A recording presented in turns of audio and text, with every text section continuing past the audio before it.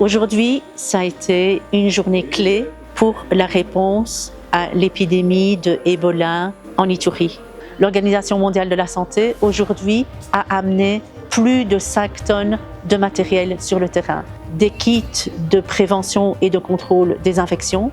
Nous avons des kits de transport d'échantillons, des tentes, des lits, du matériel de laboratoire où nous avons amené tous les premiers éléments qui sont essentiels à débuter cette réponse.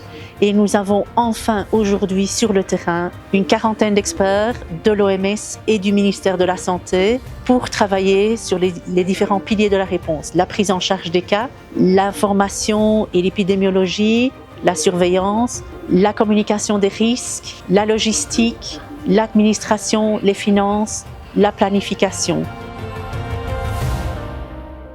Les sites sont déjà choisis. À Rwampara et puis à Mongwalu et puis ici à Bunia, les sites sont déjà choisis. Pour la population, je voudrais d'abord dire que, et je l'ai dit hier à Kinshasa, je le répète aujourd'hui, ce n'est pas une maladie mystique. Plus vite on va prendre le malade en charge, plus vite on va le soigner, mais plus vite on va arrêter la propagation du virus.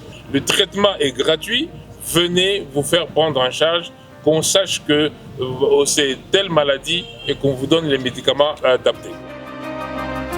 Les mesures que les populations devraient observer pour nous aider à lutter contre cette maladie à virus Ebola, c'est surtout de se laver régulièrement les mains, d'éviter de se saluer en se serrant les mains ou en faisant les accolades, d'éviter d'organiser des cérémonies où il y a des grands attroupements, où il y a un grand rassemblement des populations et surtout d'éviter de manipuler les cadavres, de laisser les cadavres être pris en charge par des personnels qui ont été formés pour pouvoir assurer des enterrements dits et sécurisés.